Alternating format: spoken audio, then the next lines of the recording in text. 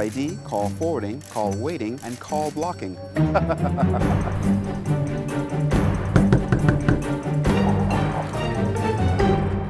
I think it's time you cut the blue wire. Cut the blue wire. Save up to $250 on your phone features with RevVoice. Get RevVoice. Save money. Good evening, Bahamas. Coming up tonight, a man shot and killed on Grand Bahama. A day at the beach turns deadly for one visitor. Frustration at the constant fires at the New Providence landfill. What growing tourism in Cuba could mean for the Bahamas. And films go from the small screen to the big screen.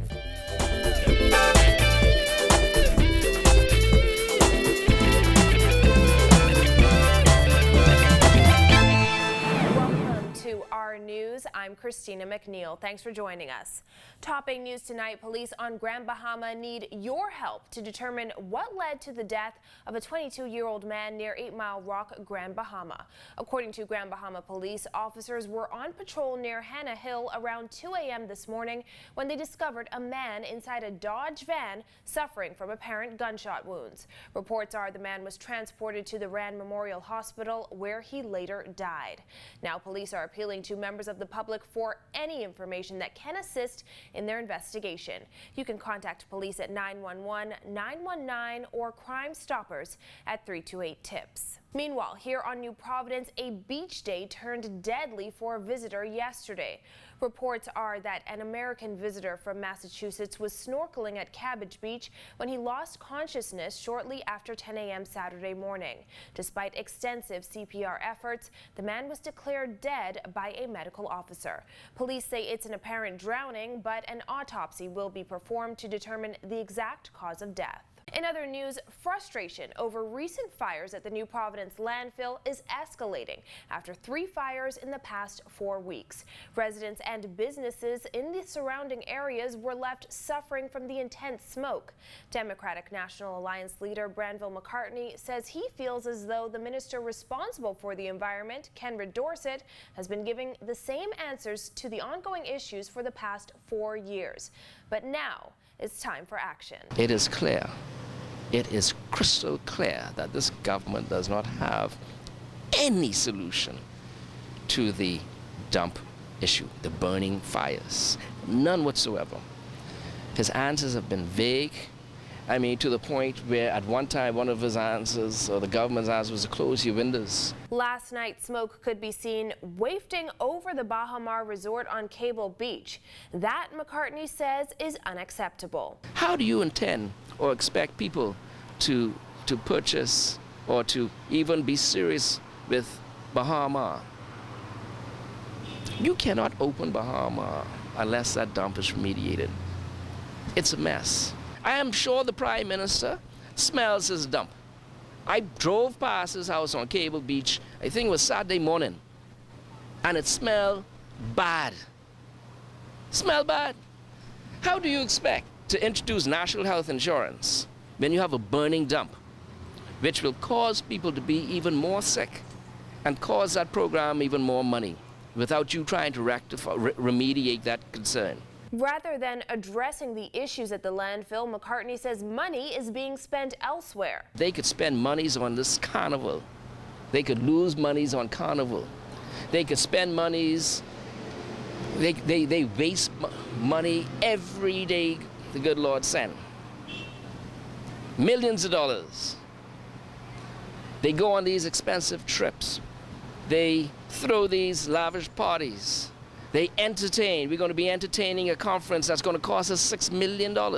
Yet our Bahamian people are dying every day for breathing in this pollution. And he says now is the time for the Bahamian people to step up and demand action. We as Bahamians, we must find a way to force the government's hand to fix this vaccine concern. We are paying our taxes and we expect more.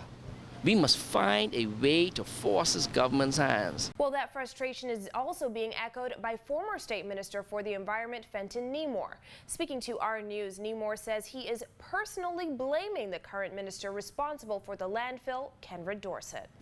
We need to bring all of the issues about the dump to the public's attention and explain to them some of the challenges that we are faced with.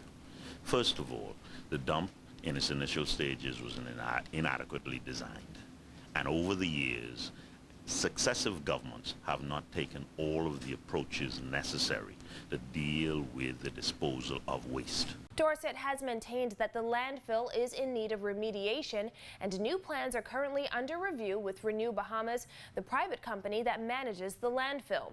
Nemore says when he served as minister under the Free National Movement administration, groundwork was laid to make the process of waste collection, separation, and management more efficient through privatization and the request for proposals for a waste-to-energy plant. He says the current Progressive Liberal Party administration has chosen another path, one that does not appear to redesign the landfill to address the causes of the fires and prevent future ones. They have been saying it's due to arson. I do not believe that is the only cause.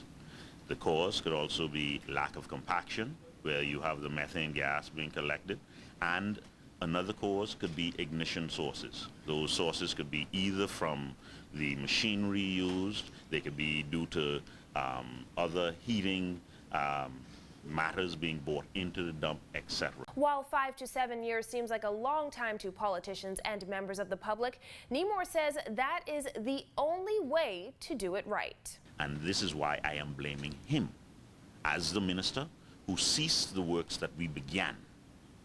And I've explained for many years that this process will take a number of years, but we have to do it right to bring it to an end. Sick and tired is how members of the group raising awareness about the New Providence landfill, or RABBLE, say they feel about the fires and smoke experienced from the landfill.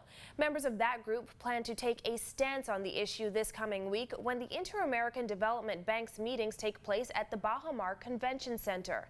According to some members, there has been no escaping the odor of smoke coming from the dump fires, leaving them with swollen, burning eyes. Others have complained of headaches and problems breathing. The group's flyer says now is the time to act for the sake of their health and the future of their children. Organizers are asking participants to bring their own placards with a photo of the landfill or a protest statement. When we come back, blazes threaten to destroy homes on Crooked Island, a new way to purchase and consume electricity, and how the growth of Cuba's tourism industry may impact the Bahamas. Stay with us.